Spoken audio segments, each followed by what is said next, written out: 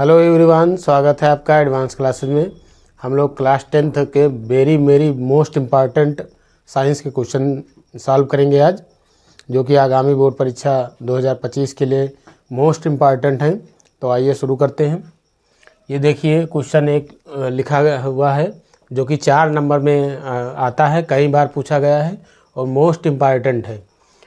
तो क्वेश्चन क्या है, निकट देश दोष से आप क्या समझते हैं, या निकट देश दोष किसे कहते हैं और इस दोष के क्या कारण हैं और इसको निवारण के लिए किस प्रकार का लेंस प्रयुक्त किया जाता है, किरण आरेख द्वारा समझाइए। मतलब आपसे पूछा गया है निकट देश दोष क्या है और इसका क्या कारण है और इसको निवारण के लिए को जो है चित्र सहित समझाइए, किरण आरेख द्वारा समझाइए। तो आइए शुरू करते हैं। सबसे पहले हम लोग देखेंगे निकट दृश्य दोष।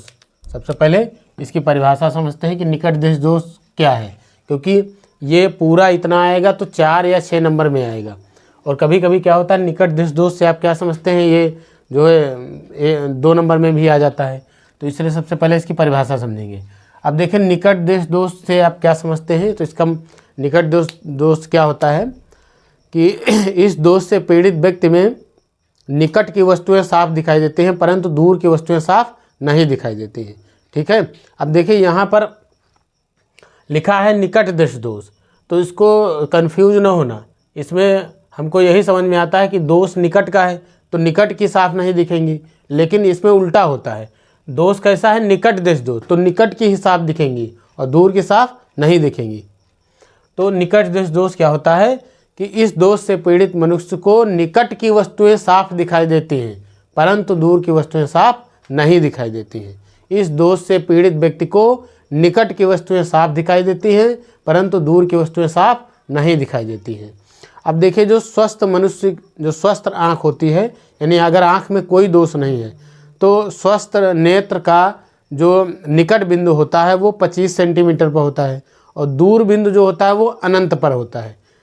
जो है निकट बिंदु कहाँ होता है, 25 सेंटीमीटर पर, और दूर बिंदु कहाँ होता है, अनंत पर होता है।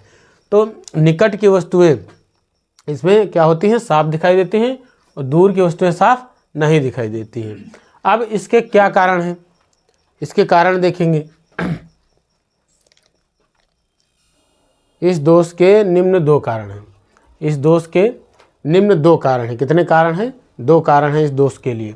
पहला कारण ये है कि आप देख पा रहे हैं चित्र में, ये जो है ये नेत्र लेंस है। ये क्या है, नेत्र लेंस। तो इसकी वक्रता बढ़ जाती है। पहला कारण क्या है कि नेत्र लेंस की वक्रता बढ़ जाती है। वक्रता का मतलब ये कर्वेचर, जो ये लेंस है, जैसे ये लेंस है, ये लेंस है इस तरीके से, तो ये पूरा ये बढ़ करके थोड़ा बड़ा हो जाता है इस तरीके से। ये आप देख पा रहे हैं, वक्रता बढ़ जाती है इसकी, कर्वेचर इसका बढ़ जाता है। तो जब नेत्र लेंस की वक्रता बढ़ जाती है तो जिसके कारण फोकस दूरी इसकी कम हो जाती है। फोकस दूरी मतलब अगर ये पहले यहाँ पर फोकस कर रहा था, फोकस दूरी कम हो जाती है। वक्रता बढ़ जाती है इसलिए फोकस दूरी क्या हो जाती है, कम हो जाती है। नेत्र लेंस की वक्रता बढ़ने के कारण फोकस दूरी कम हो जाती है। तो मान लिया जैसे नेत्र की वक्रता जब बढ़ी नहीं थी उस समय ये मान लिया कि किरणों को फोकस यहाँ पर कर रहा था। कहाँ कर रहा था, यहाँ पर फोकस कर रहा था। लेकिन जब वक्रता बढ़ गई तो ये जो है क्या करेगा कि उसके पहले ही फोकस कर दिया इसने। मतलब फोकस दूरी मतलब किरणों को फोकस जहाँ पर हो रही थी पहले, वो अब पहले और आगे बढ़ के इधर ही फोकस हो गई। तो समझिए आपको यही लिखना है कि पहले कारण में ये लिखना है कि नेत्र लेंस की वक्रता बढ़ जाती है जिसके कारण इसकी फोकस दूरी कम हो जाती है। पहला कारण क्या है, नेत्र लेंस की वक्रता बढ़ जाती है जिससे फोकस दूरी कम हो जाती है। दूसरा कारण क्या है, दूसरा कारण ये है कि जो नेत्र गोलक है इसका व्यास बढ़ जाता है। नेत्र गोलक का व्यास बढ़ जाता है। अगर ये व्यास बढ़ गया नेत्र गोलक का, जिसके कारण लेंस और रेटिना, अब देखिए यहाँ पर रेटिना है, तो ये लेंस और रेटिना इनके बीच की दूरी बढ़ जाती है। नेत्र गोलक का व्यास बढ़ जाता है जिसके कारण लेंस और रेटिना के बीच की दूरी बढ़ जाती है। अब देखिए मान लिया जब व्यास बढ़ा नहीं था तो हो सकता है कि जैसे यहाँ प्रतिबिंब है तो हो सकता है कि ये नेत्र का जो गोलक है वो यहीं से आ रहा हो, मतलब रेटिना यहाँ रही हो। लेकिन ये व्यास बढ़ गया, मतलब कि नेत्र लेंस और रेटिना के बीच की दूरी बढ़ गई। तो जो है जब दोष होगा दोष होगा तो ये बढ़ जाएगी, तो रेटिना तो पीछे चली गई और प्रतिबिंब तो वहीं पर बन रहा है जहाँ पर बन रहा था। इसलिए इसमें जो है प्रतिबिंब रेटिना पर ना बनकर रेटिना से आगे बन जाता है, रेटिना से वो पहले ही बन जाता है। इसमें किरणें फोकस कहाँ हो जाती हैं? रेटिना से पहले हो जाती हैं। तो इस तरीके से आप देख पा रहे हैं कि इस दोष से पीड़ित जो व्यक्ति होता है उसमें प्रतिबिंब रेटिना पर ना बनकर रेटिना से पहले ही बन जाता है। तो फिर से समझ लीजिए, इस दोष के जो है निम्न 2 कारण हैं। पहला कारण आपको लिखना है कि जो है नेत्र लेंस की वक्रता जो बढ़ जाती है, जिसके कारण फोकस दूरी कम हो जाती है। दूसरा कारण ये है कि नेत्र गोलक का व्यास बढ़ जाता है, अर्थात नेत्र लेंस और रेटिना के बीच की दूरी बढ़ जाती है ना। और इस दोष से पीड़ित व्यक्ति में जो प्रतिबिंब है, वस्तु का जो प्रतिबिंब है वो रेटिना पर ना बनकर रेटिना से पहले बन जाता है। तो आप देख पा रहे हैं इस तरीके से, यहाँ से देखिए अनंत से आने वाली किरणें हैं, समांतर किरणें, और ये रेटिना पर नहीं फोकस हुई हैं, रेटिना से पहले फोकस हो गई हैं। तो इस तरीके से प्रतिबिंब रेटिना पर ना बनकर कहाँ बन जाता है? पहले बन जाता है। ठीक है, तो ये होगा इसका कारण। अब देखेंगे इसका निवारण, इसको कैसे निवारण करते हैं। अब इस दोष का निवारण कैसे करते हैं? इस दोष का निवारण करने के लिए मनुष्य के चश्मे में एक उपयुक्त फोकस दूरी का अवतल लेंस लगाते हैं। मनुष्य के चश्मे में क्या लगाएंगे? उपयुक्त फोकस दूरी का एक अवतल लेंस लगाते हैं। अब ये अवतल लेंस कैसे इस दोष को दूर करता है? देखिए, अब ये हमारा अवतल लेंस है और यहाँ से जो समांतर किरणें आ रही हैं ये अनंत से, चूँकि वस्तु कहाँ है? अनंत पर है। तो अनंत से आने वाली जो किरणें हैं उस लेंस, ये जो अवतल लेंस है, इससे अपवर्तित जब होती हैं तो ऐसा लगता है कि ये जो नेत्र का दूर बिंदु है वहाँ से आते हुए प्रतीत हो रही है। ये देखिए दूर बिंदु है, यहाँ से डॉट डॉट ये आते हुए प्रतीत हो रही है।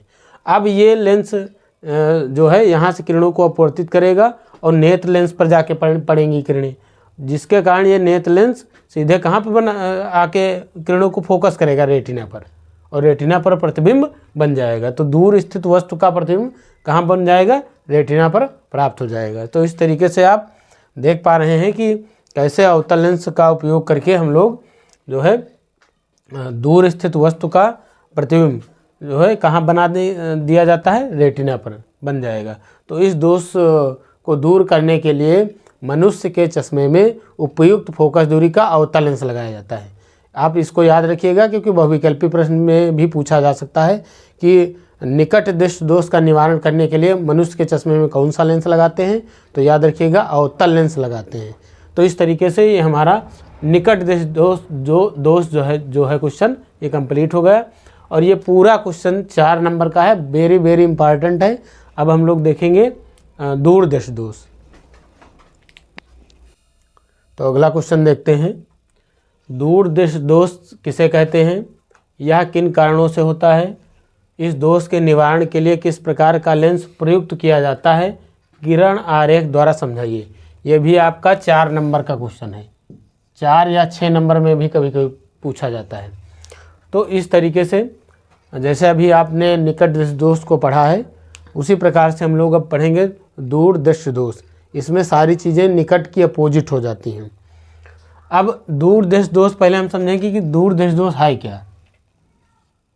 तो जैसे आपने देखा था निकट दृष्टि दोष में निकट की वस्तुएं साफ दिखाई देती थी परंतु दूर की वस्तुएं साफ नहीं दिखाई देती थी, उसी प्रकार दूर दृष्टि दोष से पीड़ित मनुष्य को दूर की वस्तुएं साफ दिखाई देंगी परंतु निकट की वस्तुएं साफ नहीं दिखाई देंगी। अब देखिए हमने कहा था पहले ही आपसे कि ये कंफ्यूज ना होना, दोष है दूर दृष्टि दोष, लेकिन इसमें दूर की ही साफ दिखेंगी और निकट की साफ नहीं दिखाई देती है।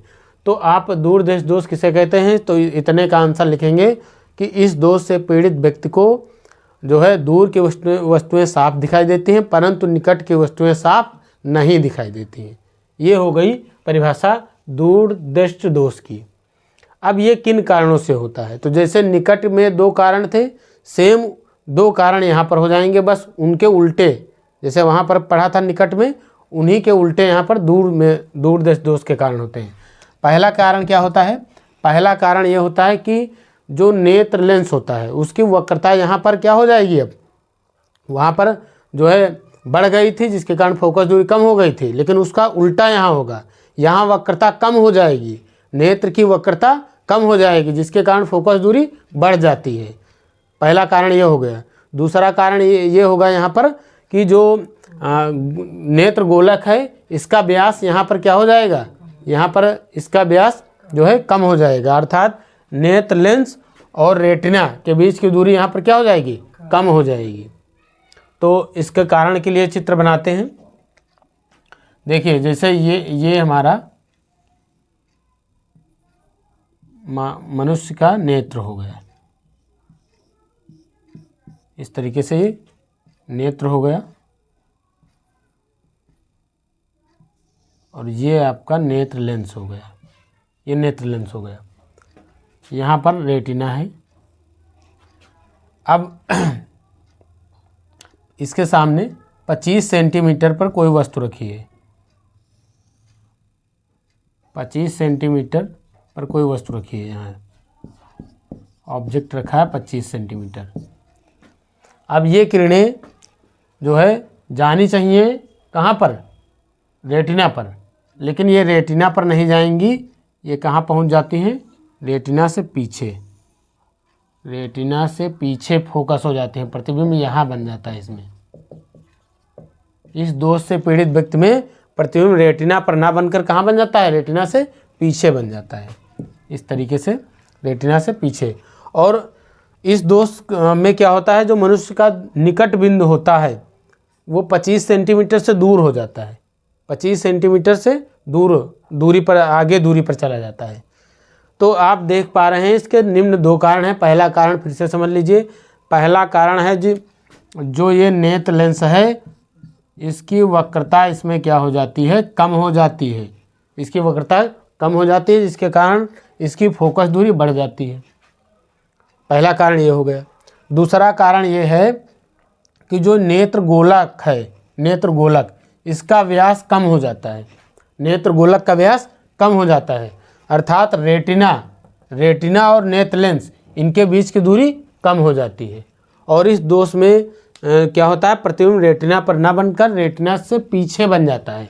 जैसे निकट देश दोष में कहाँ बना था, रेटिना से पहले बना था, लेकिन इसमें रेटिना से पीछे बन जाता है। तो ये हो गया इसका कारण। अब समझते हैं इसका निवारण। अब इस दोष का निवारण करने के लिए क्या करते हैं, जो है मनुष्य के चश्मे में उपयुक्त फोकस दूरी का उत्तल लेंस लगाते हैं। इस दोष का निवारण करने के लिए मनुष्य के चश्मे में उपयुक्त फोकस दूरी का उत्तल लेंस जो है लगाते हैं। अब ये उत्तल लेंस क्या काम करता है, देखिए यहाँ पर ये 25 सेंटीमीटर पर वाला बिंदु है, जो बिंदु O है ये 25 सेंटीमीटर पर है। और आप जानते हैं कि निकट दृष्टि दोष में मनुष्य का जो निकट बिंदु होता है वो 25 पर ना होकर कहाँ चला जाता है, 25 से दूर, यानी कि पीछे इधर आ जाता है। अब ये उत्तल लेंस क्या करेगा, उत्तल लेंस जो ये 25 सेंटीमीटर वाला बिंदु है O, यहाँ से जो किरणें आएंगी इस लेंस से अपवर्तन के बाद इस तरह प्रतीत होंगी कि ये ऐसा लगेगा कि इस बिंदु यहाँ से आ रही है, यहाँ से बिंदु N से आ रहे हैं, क्योंकि यहाँ पर रखी वस्तु का प्रतिबिंब देख पाएगा, क्योंकि दूर देश दोष है तो दूर का साफ दिखाई देता है, निकट का साफ नहीं दिखाई देगा। तो ये उत्तल लेंस क्या काम करेगा कि जो बिंदु O से यानी 25 सेंटीमीटर पर जो बिंदु O है यहाँ से चलने वाली प्रकाश किरणों को ऐसे मतलब अपवर्तित करेगा कि ऐसे लगेगा कि बिंदु N से आते हुए प्रतीत हो रही हैं, यहाँ से आते हुए प्रतीत हो रही हैं। इससे अपवर्तन के बाद ये बिंदु O से नहीं, ऐसा लगेगा कि ये किरणें पीछे से आ रही हैं और ये यहाँ बिंदु N से आ रही हैं, और यहाँ से आ रही हैं तो यहाँ पर वाला तो ये देख ही लेता है। तो यहाँ से किरणें फिर यहाँ से निकलेंगी और उत्तल लेंस जो ये यहाँ पर वाला उत्तल लेंस यानी जिसको नेत्र लेंस बोलेंगे, इस नेत्र लेंस के द्वारा किरणें कहाँ पहुँच जाएंगी, अपवर्तन के बाद रेटिना पर फोकस हो जाएंगी और मनुष्य को प्रतिबिंब साफ साफ दिखाई देने लगेगा। ठीक, यानी मनुष्य प्रतिबिंब देख लेगा। तो एक बार फिर से समझ लेते हैं, इस दोष के निवारण के लिए मनुष्य के चश्मे में उपयुक्त फोकस दूरी का उत्तल लेंस लगाते हैं।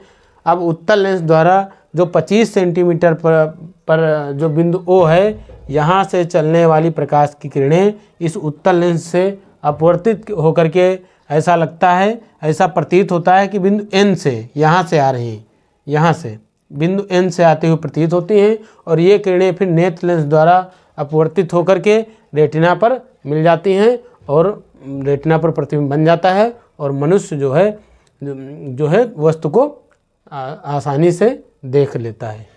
तो इस तरीके से ये आपका दूरदृष्टि दोष हो गया और इसके कारण हो गए और इसका निवारण हो गया। ये भी 4 नंबर का क्वेश्चन है। निकट दृष्टि दोष, दूरदृष्टि दोष, आपके एग्ज़ाम में एक क्वेश्चन 100% आएगा, इन दोनों में से एक आता है और ये 4 या 6 नंबर का इस तरीके से आएगा, तो 4 या 6 नंबर में पूछा जाएगा। बहुत ही इम्पॉर्टेंट है, बहुत अच्छी तरीके से इस तरीके से आप समझ सकते हैं किरण आरेख बना करके। और इससे कई सारे छोटे छोटे क्वेश्चन बहुविकल्पी प्रश्न भी बन सकते हैं। ये तो हमने लॉन्ग का पूरा समझाया है, छोटे छोटे प्रश्न बन सकते हैं। और इसकी एक ट्रिक होती है कि बच्चे कंफ्यूज हो जाते हैं, कभी बहुविकल्पी प्रश्न में आ जाता है क्वेश्चन कि निकट दृष्टि दोष के निवारण में कौन सा लेंस लगेगा चश्मे में और दूर दृष्टि दोष में कौन सा लगेगा। तो याद रखना निकट के लिए क्या करेंगे, जब आप निकट कहते हैं तो आ शब्द आता है, आसानी से कहिए निकट, तो आ आता है, तो इससे समझ लीजिए कि निकट दृष्टि दोष होगा तो चश्मे में अवतल लेंस लगेगा। और दूर में, दूर थोड़ा तेज से कहिए दूर, तो क्या आ रहा है, ऊ आ रहा है, यानी कि मनुष्य के चश्मे में दूर दृष्टि दोष के निवारण के लिए क्या लगाएंगे, उत्तल लेंस लगाएंगे। तो इस तरीके से आप कंफ्यूज ना होना। तो ये आपका निकट दृष्टि दोष और दूर दृष्टि दोष दोनों क्वेश्चन हो गए। अब देखेंगे हम लोग, ये आपका केमिस्ट्री का ये क्वेश्चन लिखा गया है जो बोर्ड परीक्षा में कई बार आया है, वेरी मोस्ट इम्पॉर्टेंट है। ये देखिए क्वेश्चन क्या है आपका, साबुन क्या है, साबुन क्या है, इसको बनाने का रासायनिक समीकरण लिखिए। इस तरीके से आपके एग्जाम में क्वेश्चन आएगा, साबुन किसे कहते हैं, इसको बनाने का क्या रासायनिक समीकरण है या रासायनिक अभिक्रिया लिखिए। तो इसको देखते हैं हम लोग, बहुत इंपॉर्टेंट है। सबसे पहले हम समझेंगे कि साबुन किसे कहते हैं, साबुन क्या है। तो साबुन की डिफिनीशन यानी कि परिभाषा में आप केवल इतना लिखेंगे कि उच्च वसीय अम्लों के सोडियम अथवा पोटेशियम लवण साबुन कहलाते हैं। उच्च वसीय अम्लों के सोडियम अथवा पोटेशियम लवण क्या कहलाते हैं, साबुन कहलाते हैं। ठीक है, इस तरीके से आप साबुन, अगर आपसे पूछे जाए साबुन क्या है तो केवल इतना आपको बताना है, उच्च वसीय अम्ल के सोडियम अथवा पोटेशियम लवण जो होते हैं वो साबुन कहलाते हैं। अब इनको बनाते कैसे हैं, साबुन कैसे बनता है, तो जब तेल या वसा की क्रिया हम लोग किससे करवाते हैं, सोडियम हाइड्रोक्साइड के साथ कराते हैं, यानी NaOH के साथ कराते हैं, तो जो है हमको साबुन प्राप्त होता है। तो आइए देखते हैं इसको बनाने का रासायनिक समीकरण। साबुन क्या है एक बार फिर से समझ लीजिए, साबुन किसे कहते हैं तो आपको इतना लिख देना है, उच्च वसीय अम्लों के सोडियम अथवा पोटेशियम लवण क्या कहलाते हैं, साबुन कहलाते हैं। अब देखिए इसको कैसे बनाएंगे। तो हमने क्या बताया, जब वसा या तेल की क्रिया NaOH यानी कास्टिक सोडा या सोडियम हाइड्रोक्साइड से आप कराएंगे तो जो है हमको साबुन प्राप्त होता है। और साबुन बनाने की क्रिया को ही हम लोग साबुनीकरण कहते हैं। साबुन बनाने की क्रिया को क्या कहते हैं, साबुनीकरण कहते हैं। अब देखिए कैसे इसको बनाएंगे, इसका बनाने का रासायनिक समीकरण क्या है। तो यहाँ पर देखिए CH2COO C17H35, यहाँ पर क्या हो जाएगा CHCOO C17H35, यहाँ पर हो जाएगा CH2COO C17H35।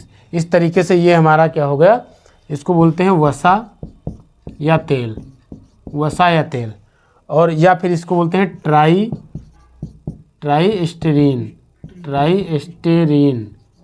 क्या बोलेंगे, ट्राइस्टेरीन। ट्राई मतलब तीन यहाँ पर देखिए अणु लिए गए हैं, और स्टेरीन मतलब कि एक प्रकार का ये एस्टर है, तो ट्राइस्टेरीन हो गया, जिसको वसा या तेल भी बोलेंगे। अब इसकी क्रिया हमने क्या बताया, किससे कराएंगे, 3 और NaOH यानी सोडियम हाइड्रोक्साइड के 3 जो है मॉलिक्यूल लिए जाएंगे, 3 अणु लिए जाएंगे सोडियम हाइड्रोक्साइड के, है ना। तो 3 NaOH के साथ इसकी रिएक्शन कराएंगे। यहाँ पर देखिए क्या बनेगा, तो यहाँ पर देखिए ये CH2 जो ऊपर है इसके साथ एक OH इसमें का आके जुड़ जाएगा यहाँ पर, तो यहाँ हो जाएगा CH2OH। अब उसके बाद यहाँ 3 NaOH है ना, तो दूसरा वाला NaOH इसके साथ जुड़ेगा, तो यहाँ पर हो जाएगा CHOH हो जाएगा। क्या हो जाएगा, CHOH हो जाएगा। अब यहाँ पर जो है इसका OH आकर के यहाँ पर जुड़ जाएगा, तो ये हो जाएगा CH2OH हो जाएगा। क्या हो जाएगा? CH2OH हो जाएगा। अब ये हो गया। अब इसको कैसे लिखेंगे? तो प्लस यहाँ पर इसको कैसे लिखेंगे?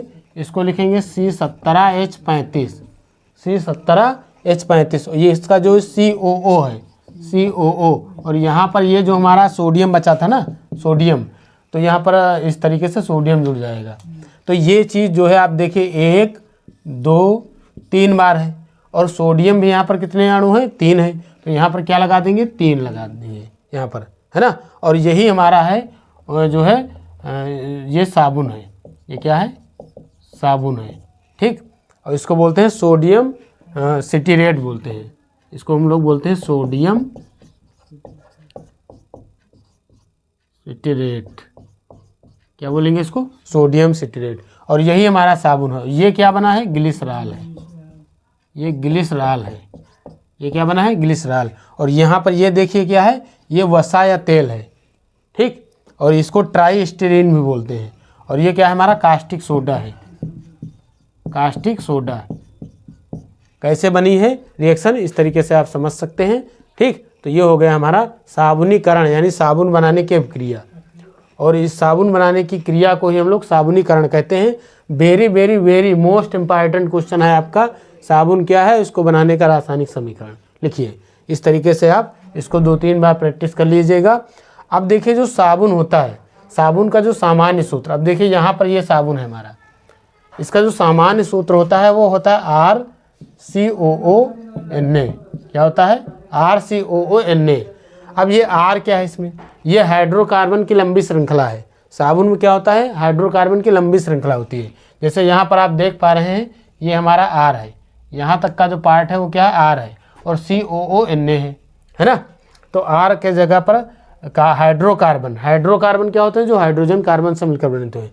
तो C17 कार्बन देख लीजिए आप, कितने हैं कार्बन? 17 कार्बन, और कितना हो जाएगा? H35। तो ये C17H35 हो गया, इसके साथ R के साथ जुड़ जाएगा, R के स्थान पर हो जाएगा। और ये COONA है ना, समझे कि नहीं? तो इसे ही हम बोल देंगे हम लोग, ये साबुन का सामान्य सूत्र है। तो इस तरीके से आपका ये हो गया सोडियम सिट्रेट, यहाँ पर बोलेंगे, और यही हमारा साबुन है, ठीक। और उच्च वसीय अम्लों के सोडियम अथवा पोटेशियम, यहाँ पर सोडियम है, सोडियम के स्थान पर पोटेशियम भी हो सकता है।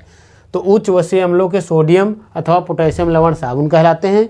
और साबुन कैसे बनाते हैं? जब वसा या तेल है ना, इसकी क्रिया कास्टिक सोडा के साथ करवाई जाती है या सोडियम हाइड्रोक्साइड के साथ, तो ग्लिसरॉल और साथ साथ क्या बनता है? सोडियम सिट्रेट, है ना, यानी कि साबुन हमको प्राप्त होता है। तो इस तरीके से ये हमारा हो गया साबुन बनाने का रासायनिक समीकरण।